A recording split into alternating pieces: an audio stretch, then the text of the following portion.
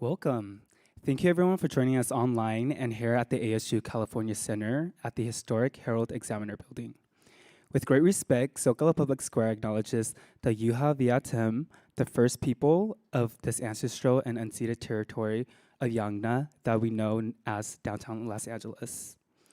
We honor the elders, past and present, and the Yuha Viatem descendants who are part of the Gabrieleno, Tongva, and the Fernandeño Tataviam nations. We recognize that the Tongva are still here, and we are committed to lifting up their stories, culture, and community. As Kuyam, we recognize our responsibility and obligation to care for their land. I'm Nick Yang, and I'm the Digital Communications Coordinator here at Zócalo Public Square, an Arizona State University media enterprise. At Zócalo, our mission is to connect people to ideas and to each other. Everything we do is free, and everyone is welcome.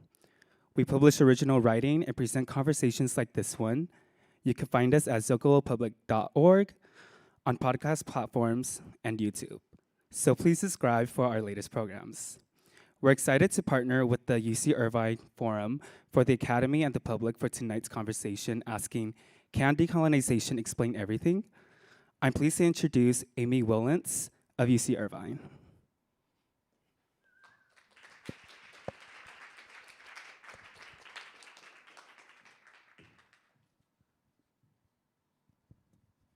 Thanks, Nick.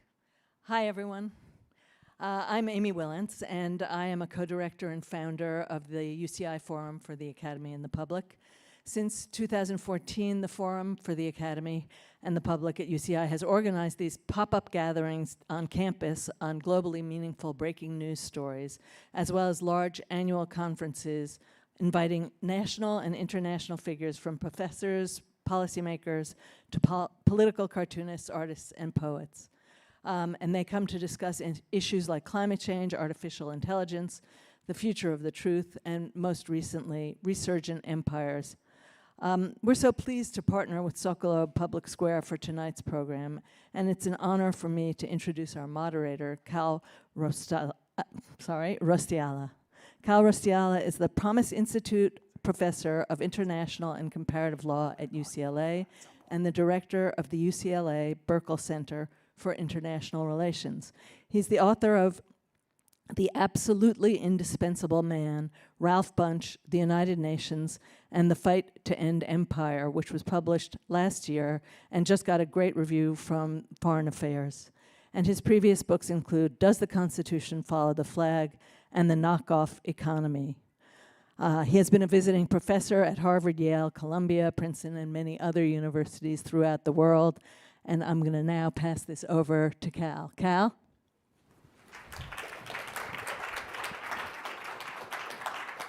Thank you, Amy.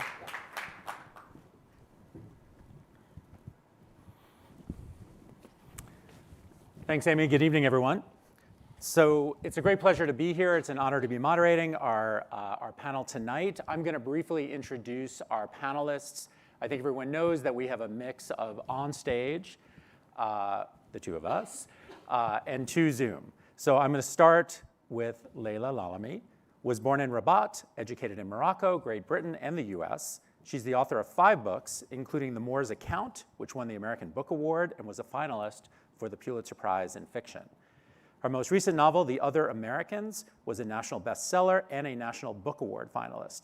Her essays and columns have appeared in The Nation, The Guardian, Harper's, New York Times. She's been awarded fellowships from the British Council, the Fulbright Program, the Guggenheim Foundation, and is currently Distinguished Professor of Creative Writing at the University of California, Riverside, and she lives here in LA. Technically, I know it's Santa Monica, but we'll call it LA. Serge Attukwei Clottey is an artist who primarily works with found materials from his hometown of Accra, Ghana, in order to create a dialogue with the city's cultural history and identity, utilizing everyday objects such as discarded, I'm going to mispronounce this, Q4 gallons, car tires, Serge is going to explain this later, and recycling boat wood as his canvas. He inscribes patterns and texts that uplift the miscellaneous materials into symbols of Ghana's vernacular economic system of trade and reuse. Throughout his work, the celebration of the yellow gallon containers, initially used as cooking oil canisters and then recycled to collect water or fuel, stems from his desire to find ways to inspire people to work with plastics and to recycle them in creative ways. This has been a prominent motif throughout his work, and the artist has named this distinctive practice Afro-Gallenism. Finally, Pankaj Mishra was born in North India in 69. I just aged you a year, Pankaj.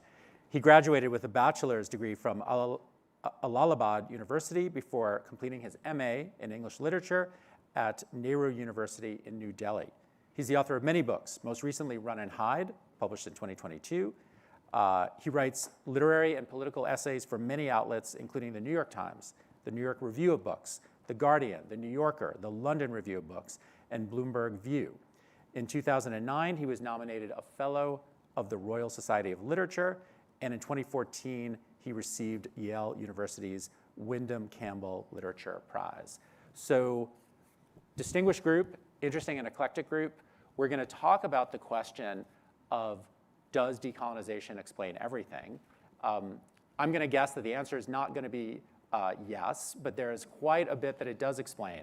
And I think the premise of the entire panel is to really start to think about the meaning of decolonization and to make it legible for many of us, and I don't want to speak for the audience here, but I think many people in this country in particular don't fully appreciate the significance of the colonial experience and the process of decolonization as a political revolution, as a revolution of racial justice, as an economic revolution, and as something that continues to reverberate in the 21st century. So we'll try to unearth a lot of those themes in our discussion.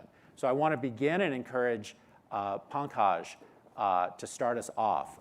Pankaj, could you maybe just begin by giving us your take on what decolonization means, what it does explain, and maybe even what it doesn't? Thank you, Kal, and thank you for your introduction. You know, the word decolonization has come to be used now in a wide variety of contexts. You know, we often hear of decolonizing the academic syllabus. We hear of decolonizing fashion. Even the other day, I changed my Google Maps language setting from English UK to English India, and the friend I was with remarked that I was decolonizing Google Maps. So all kinds of decolonizations are being sought, are being achieved, but I think we should never forget the act that gave the process its name. And you know, it all started when the peoples of Asia and Africa decided that they need to regain the sovereignty that they had lost when they were colonized by the imperialist powers of the West, Western Europe and the United States. That process started in the 20th century, and that was primarily a political process. It was then economic process, and then I think in the third instance, it was an intellectual process. In many ways, the political process is something we've kind of witnessed over the last 60, 70 years in the actual independence. So many nations came into being. We know that in the last 60, 70 years. And these were nations that liberated themselves after extremely long, hard-fought battles with Western European powers, by which I mean mostly France and United Kingdom, to a certain extent Belgium and Holland. Um, but that process of decolonization, of regaining political independence, political sovereignty, was not going to be complete without also gaining a degree of economic independence, the sort of scope to make economic decisions of your own. And that obviously is a process that has not ended, not to this day. It'll carry on into the future. But if you step back a little bit and think about the countries that have been empowered as a result of this process, most prominently very large populous countries like India, China, Indonesia, who all in a way became stronger and increasingly more powerful once they were able to liberate themselves from either direct colonial rule or, in the case of China, indirect domination. Um, they were going to be more and more assertive internationally.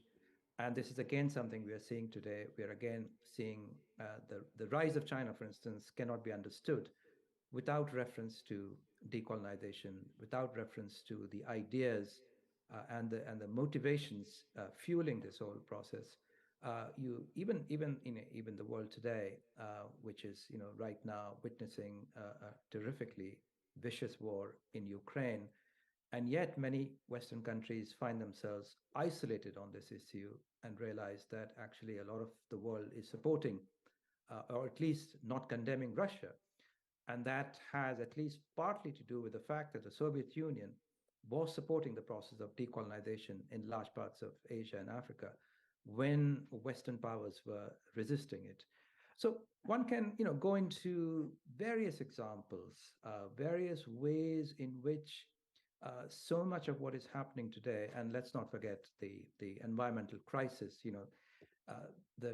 at least partly the result of so many nations are becoming free and adopting industrialization and industrial mode of modernity, which is obviously, contributed to the crisis that we face today. So wherever you look, in other words, you will see this process working itself out. And obviously there are various things that I still haven't mentioned, but let's hope we can cover them in the next hour. Thank you. Great, great. I just want to ask one brief follow-up just because it's such a timely issue. You mentioned the war in Ukraine. Some people do see that as a colonial war. How do you interpret that? So some people do, and in fact, that's one way of actually, describing it, and quite a persuasive way of describing it. But I think for many people in Asia and Africa, they see this as a dispute between a large power and a small neighboring power. They don't see it as properly a colonialist venture.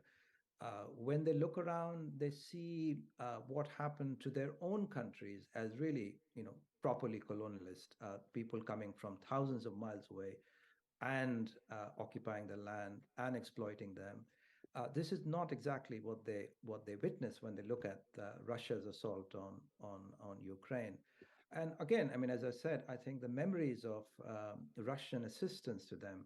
I mean, South Africa is a very good example. The ANC, which is in power,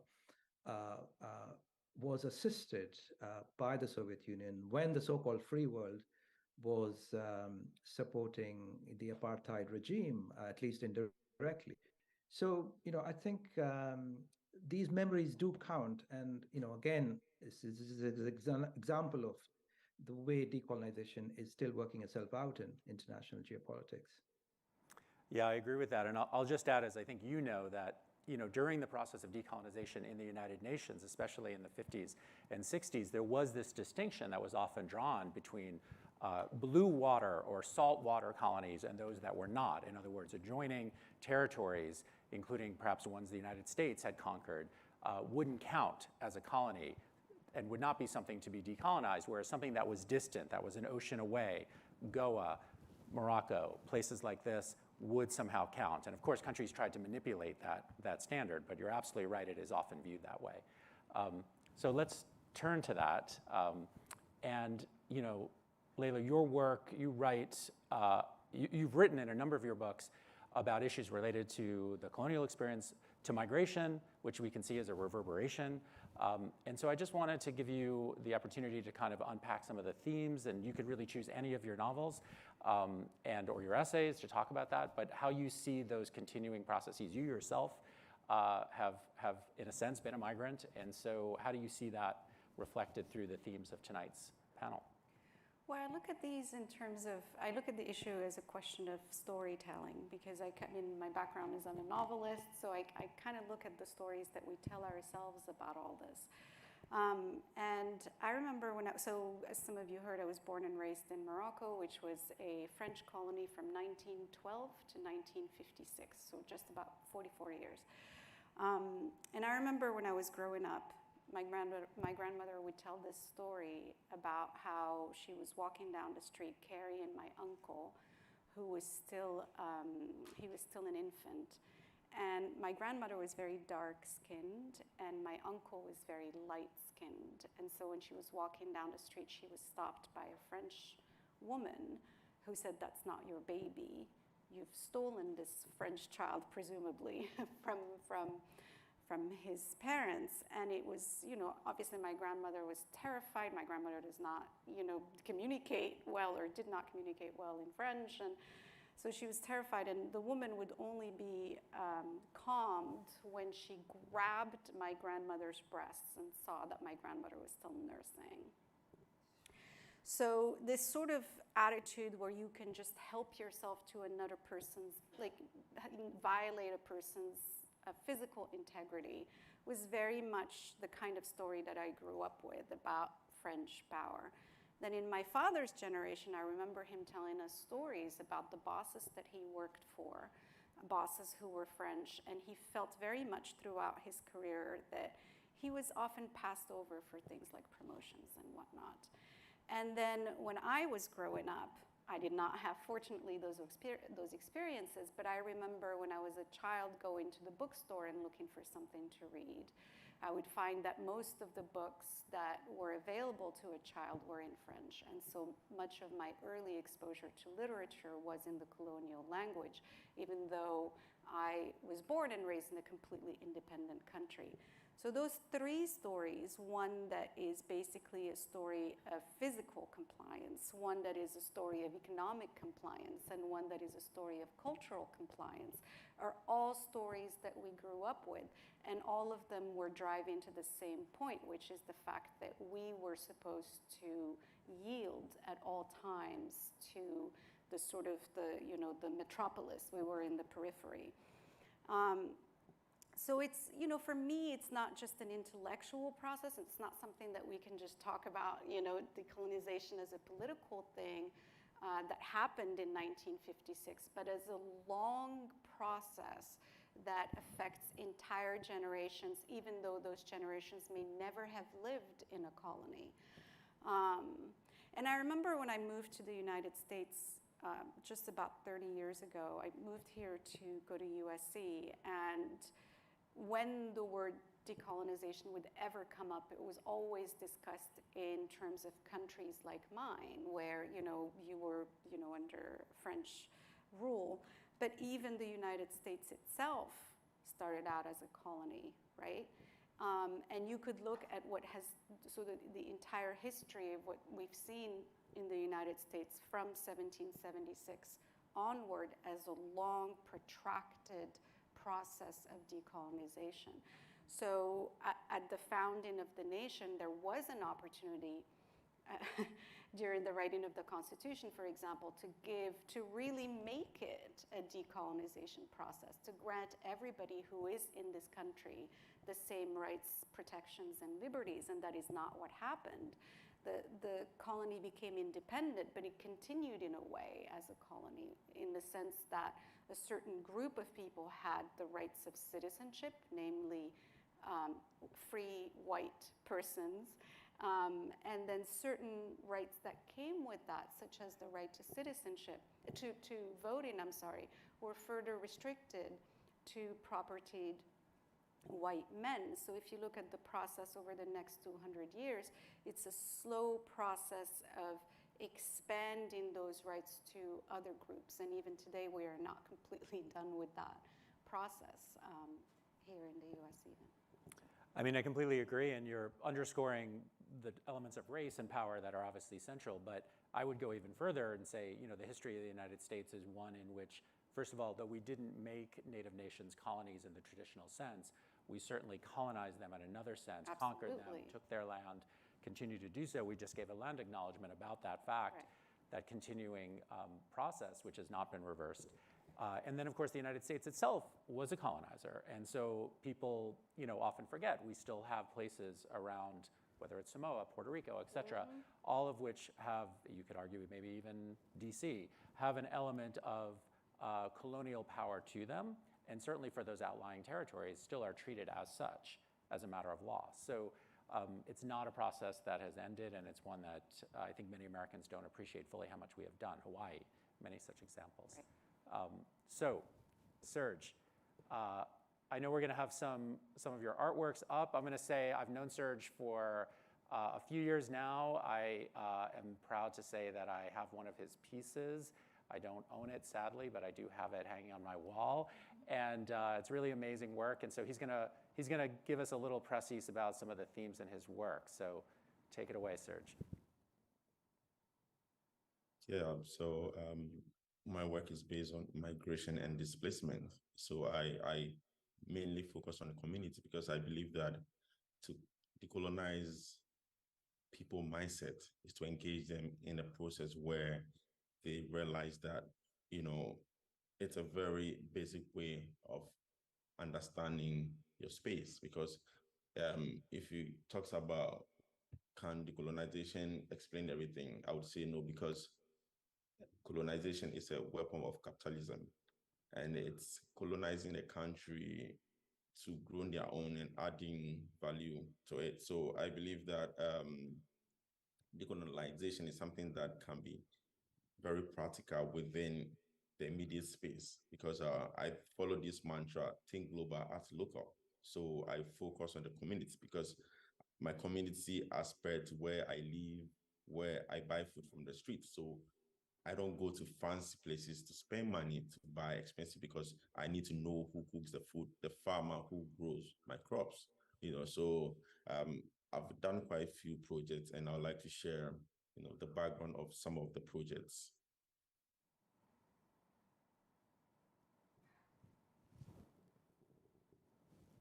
Can I have some of the works on display? They're not up. Do we have those images ready to go? There we go. Yeah.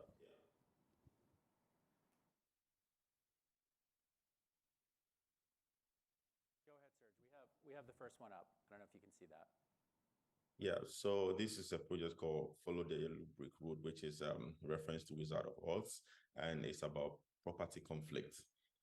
There are so many properties in the country, which is Africa, where I'm from, Ghana, that are mostly verbal agreements properties. There's no documentation, so I'm interested in using this community activists to sort of demarcate the property by using the work, my work as a reference point. So this project mainly focused on demarcating the property because over 200 years ago, my family doesn't have documentation to prove as a reference of ownership.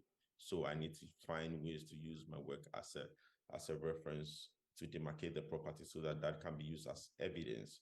So with the community engagement, there are people who knows about the family history 200 years ago, but based on the several approach to the materials and installations, people come out to tell where my family sort of demarcation lies, because I use the work as a reference to demarcate the property because there's no documentation. And because I come from my family come from a migration background, from the same city, migration become demerit over years, based on how Europeans settling on African coast has influenced them in a way. So my family doesn't have a paperwork to defend the property. So I have to use the work as a reference to demarcate the property so that it could be used as evidence in court. Even after 200 years ago, we are going to court to defend the place because the community, which is Labadi, realized that we are not from that part of the city. We are migrants. So I need to find ways to sort of, so I think that the power of decolonization lies between the mindset of people. It's mindset, it's how we live our life day to day, because we need to find ways to make people understand, where they get their food from, where they get their clothes. We are not even looking at the Western, like in terms of fast fashion. We are not looking at fast fashion where you think about foreign designers, but being able to acquire, encourage local designers, local creative people to sort of help them with the production and, patronizing even within your immediate space. This is Sea Never Dries, which is actually, it's a piece that has traveled from Accra to New York, to London, and then to India, So this is a process where sea never dries is actually a metaphor that is used by local fishermen to, no matter how the sea can be empty, but it will never dry. It's a metaphor that tells you that, no matter how life is, there's a way to survive, So this is a piece that was shown in another installation in London and then traveled to India. So in my practice, I've realized that, migration is very keen, and I've traveled around the world. I've experienced different spaces, different challenges, but I always come back to the community because that's how we inspire the community to sort of understand the migratory history of an African who traveled back to. So this is Tribe and Tribulation, which is focused on, it's a research base between the history of British and Ghanaians. There was a history of migration, trade, and travel. So I made this, which is based on sound, because I believe 400 years history of slavery is written by people. It's told generation after generation. But I believe that the sound of the ocean today can be used as a archival tool to understand what happened 400 years ago. So I recorded the sound at a particular time in 4 different forts and castle, which was built by the British. So I spent an hour from 5 a.m. to 6 a.m. because when you go there, although the space has been given to the local people to fish and survive, but there's always a struggle. The ocean, here, listening to the ocean and listening to the fishermen pulling it, I believe that those are sound of memory that can be used as a remembrance of what happened 400 years ago. So I explore sound as evidence of history. Yeah. So the final image.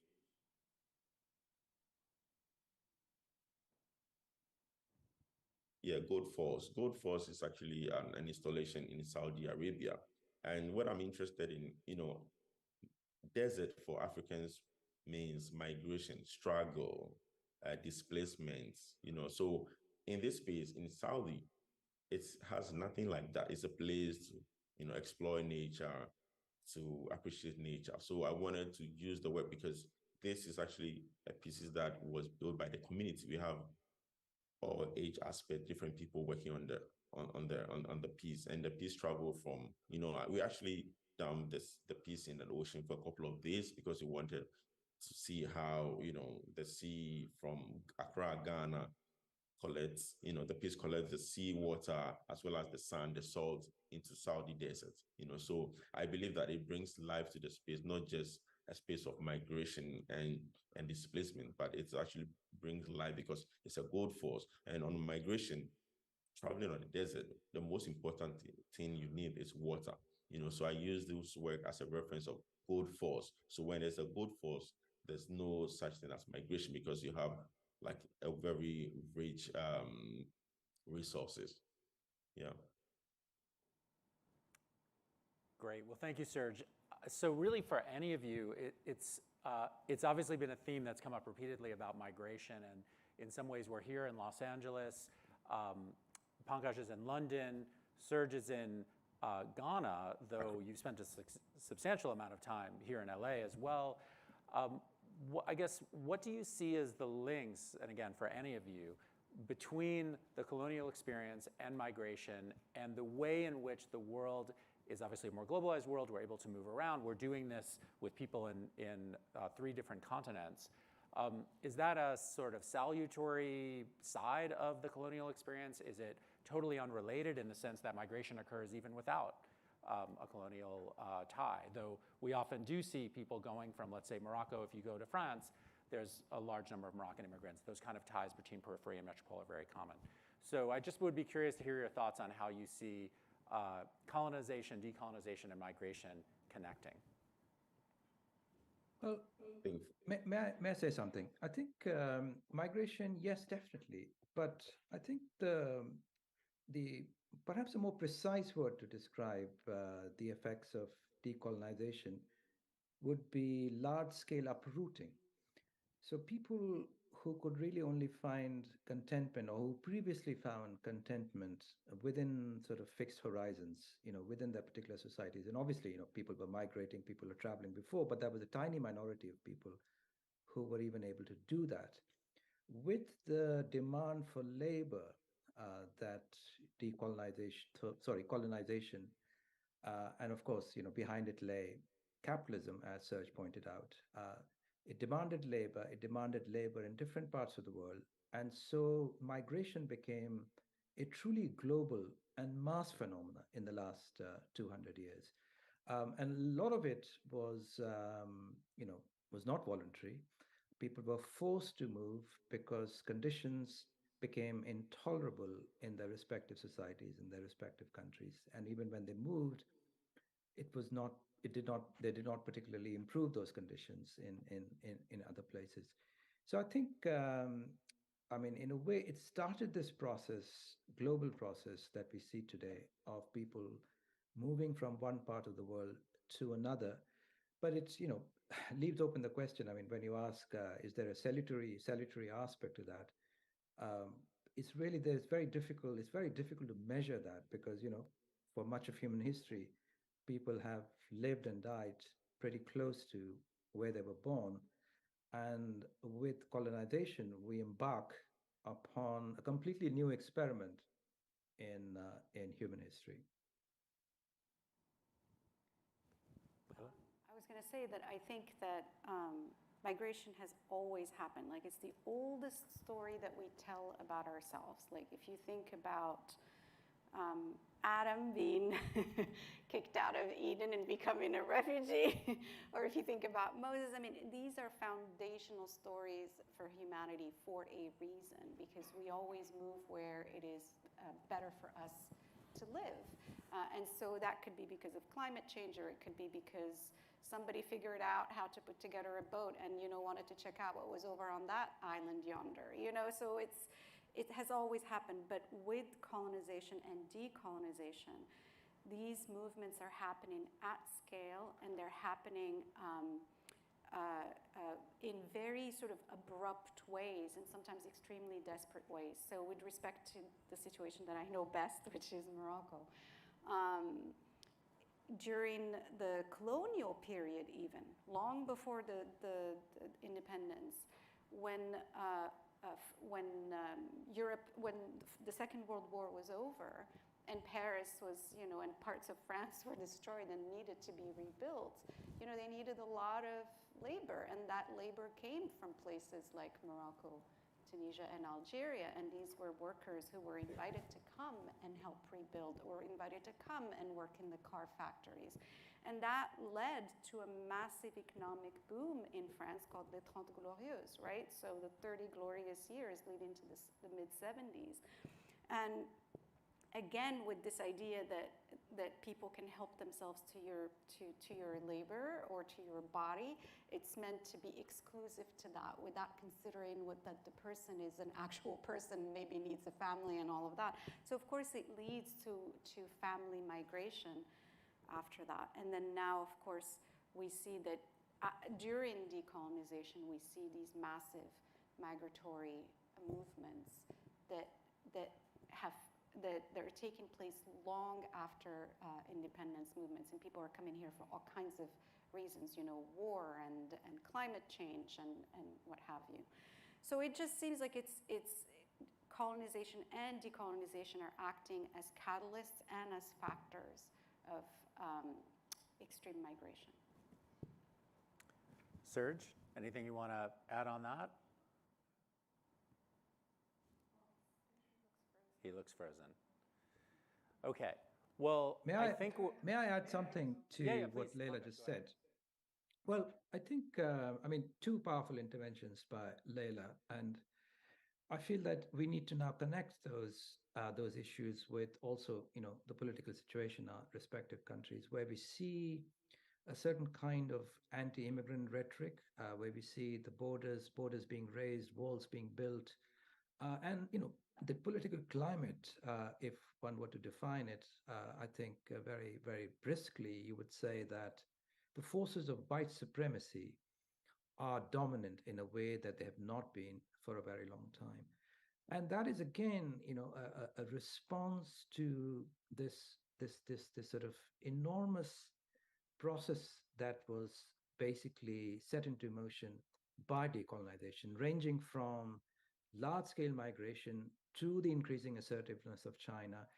So this particular world, let's call it the white man's world, it was called the white man's world, in which a complete stranger could violate the dignity of Laila's grandmother, a world in which white people really, a world that was essentially, owned by white people, was ruled for their benefit. That world is now rapidly changing, and I think many of the political reactions that we see in large parts of Western Europe and the United States is a extremely defensive reaction to these widespread changes in the world today. And it's the thinking behind it is like, we can go back to being powerful and hegemonic in the way that we once were. So yet again, you see, how decolonization has unleashed forces in the very heart of the modern West, not just in remote places in Asia and Africa.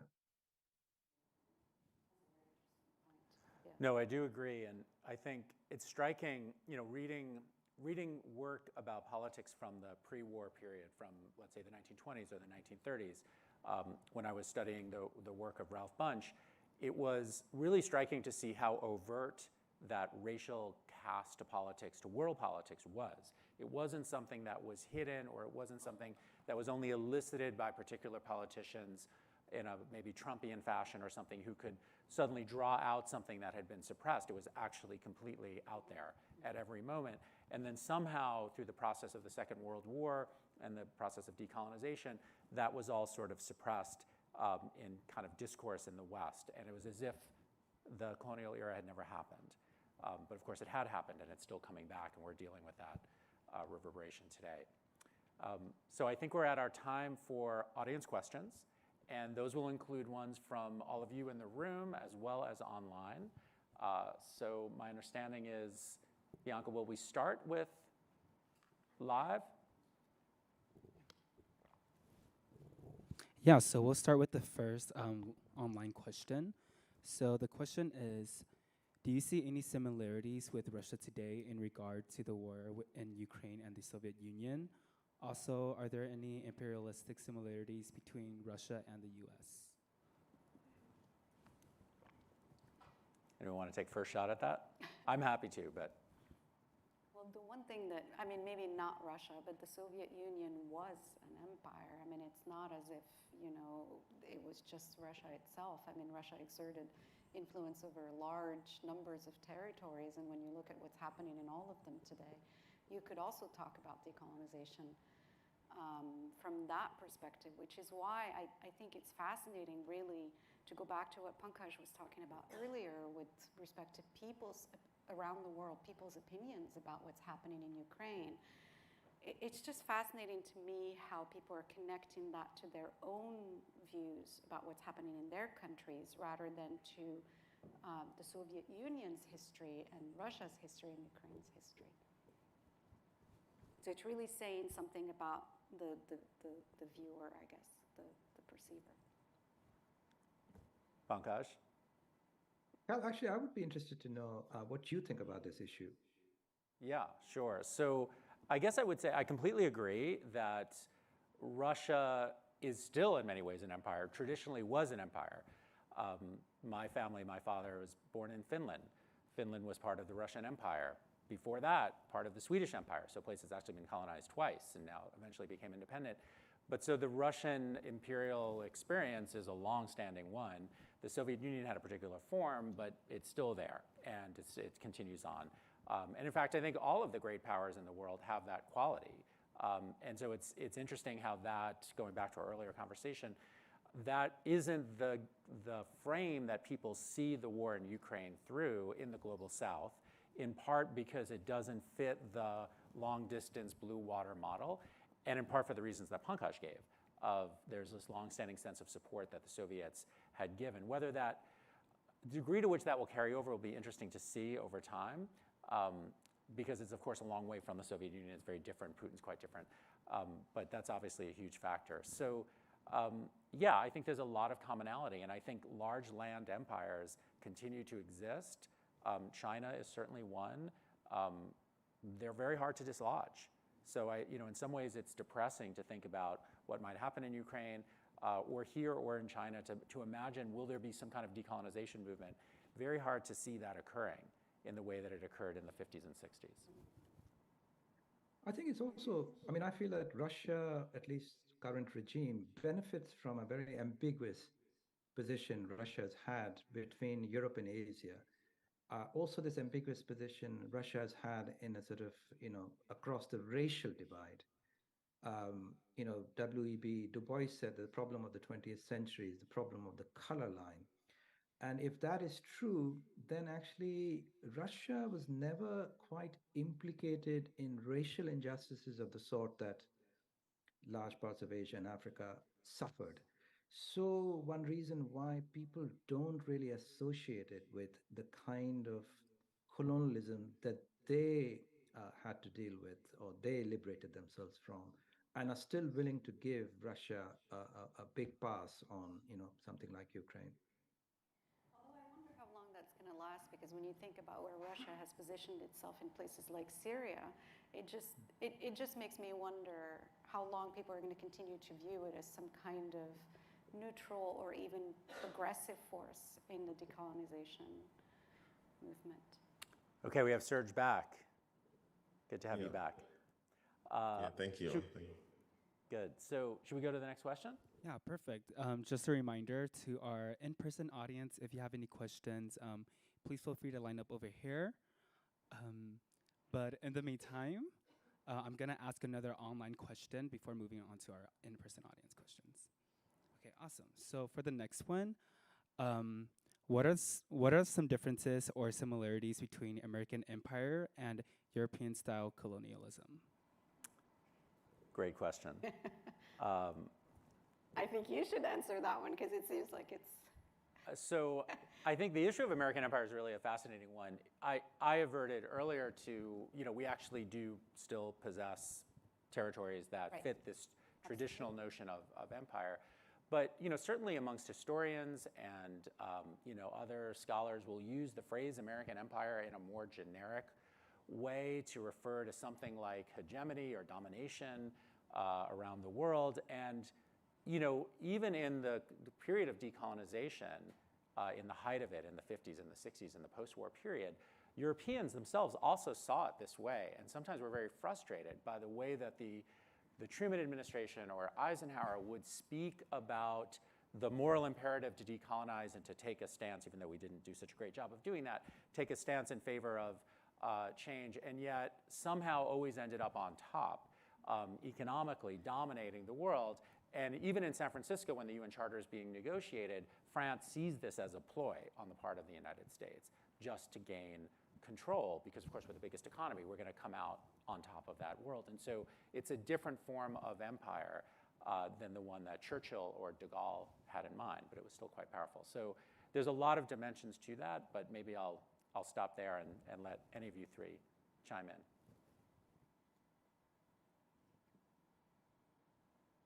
I think you answered it on my behalf, actually. Okay, anything else then? I have forgotten the question. Okay. So. Well, then we'll go on to the next one. Awesome. My mind was wandering because I was thinking about a completely different factor in all this. So. Hello. My name's Gary O'Connor. Would the panelists agree with me that the ability of the British royalty and empire or whatever to offload their imperialistic tendencies was useful through the Commonwealth, and it was a stepping stone to allow the countries to accommodate the extra freedom. It's more of a huge stepping stone than fascism and non-fascism, which has lots of grey, as we're experiencing in this country. but Great, thank you. Well, we have some kind of Commonwealth members on this panel, or maybe reflecting a Commonwealth world. So I'm going to defer that one. Pankaj, do you want to weigh in on the Commonwealth?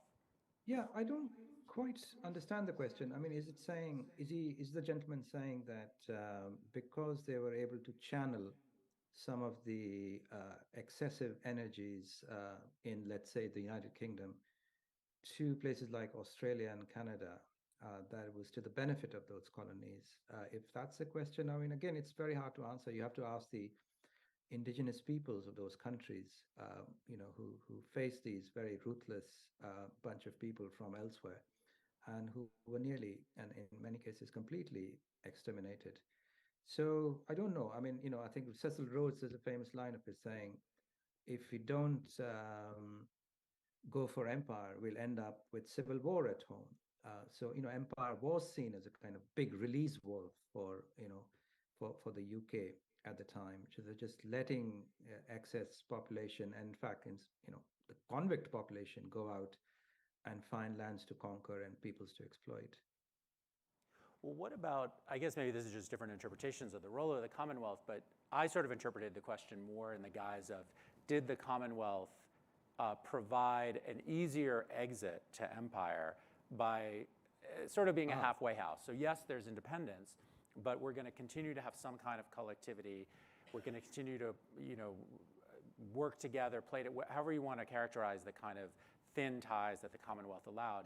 Was that helpful for the British, perhaps, or even for the newly independent states to have a connective tissue?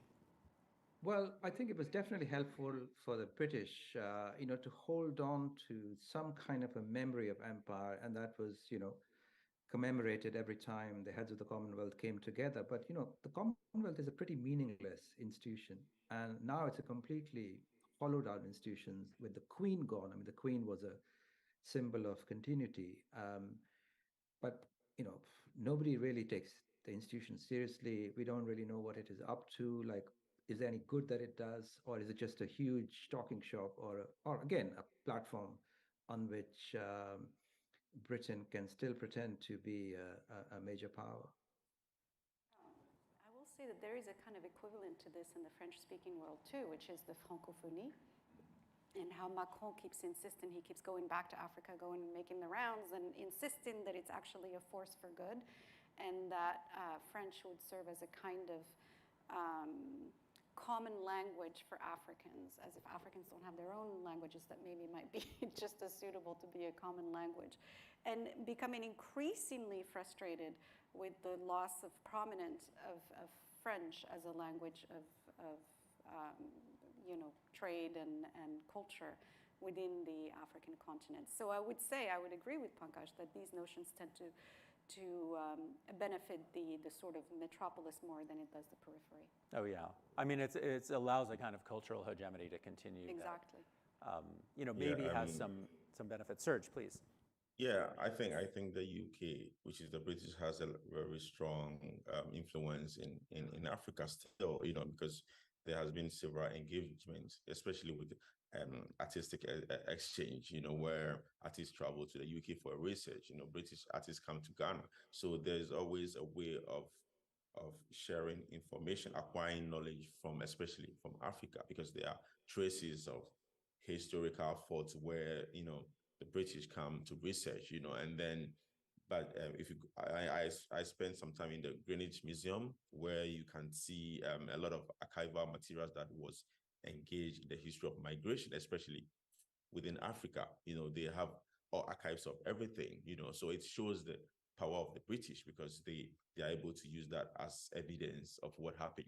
But whereby in our museums, and there's nothing to show, so I believe that there's always traces of power that the British has in Africa, because the fault has been abundant, has been, but there's always a project that lies between the British and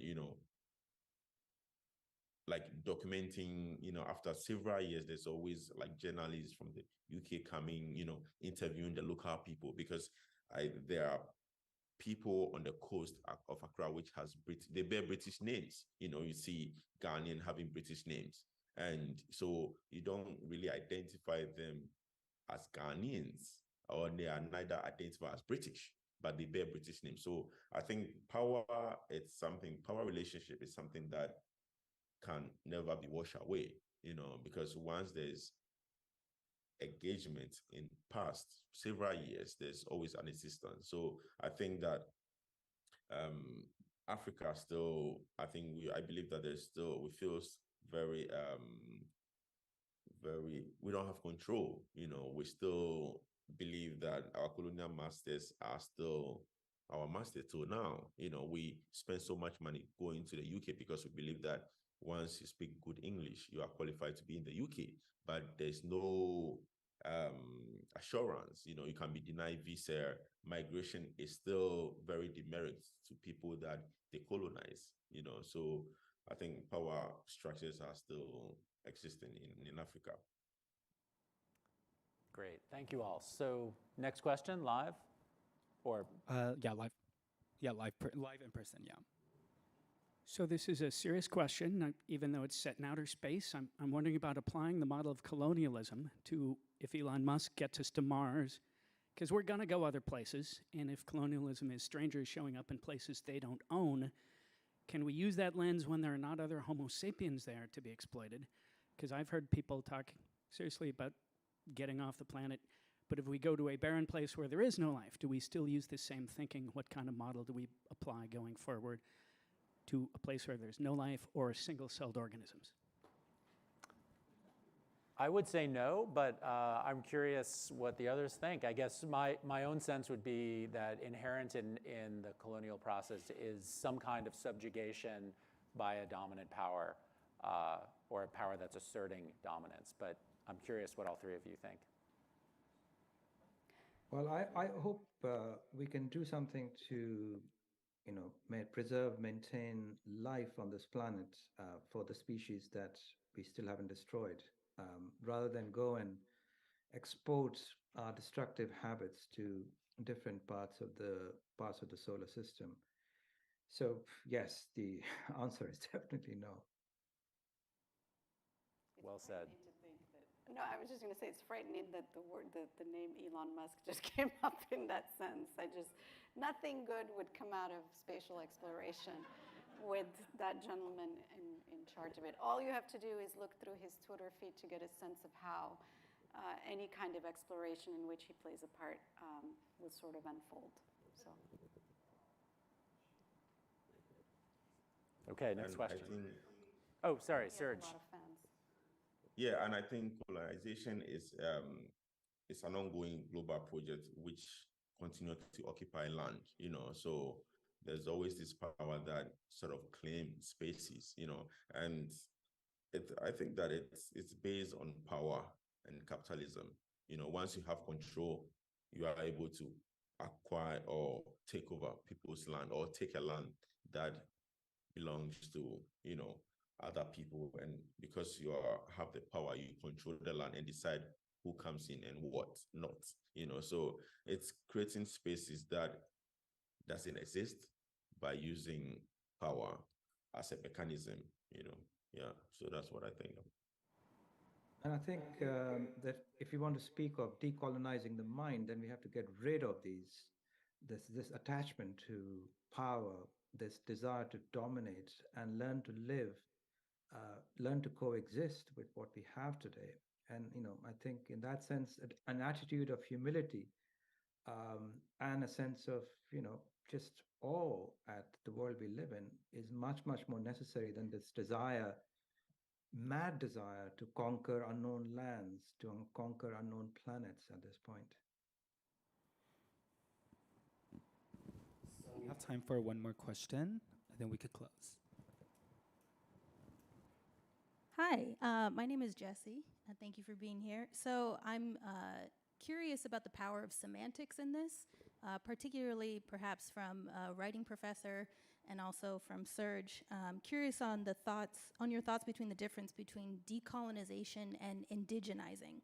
So if these are the same movement, if they should be delineated movements, if the term decolonization is still actually centering the colonizers in the work that we're doing, and if indigenizing is actually bringing to the forefront the people that should be centered, and if that matters, if for now we need to focus on decolonizing. I even think of Serge's example in saying, well, he buys from local instead of buying from the larger chains because that's a form of indigenizing as well, acting local. So just curious on your thoughts on that. Thank you. I think that's an excellent point. So thank you for bringing that up. Part of, you know how earlier I said I forgot the question? It's because I was actually thinking about how I've been talking about Morocco as a former colony of France and discussing sort of migration and the decolonization process and all of that.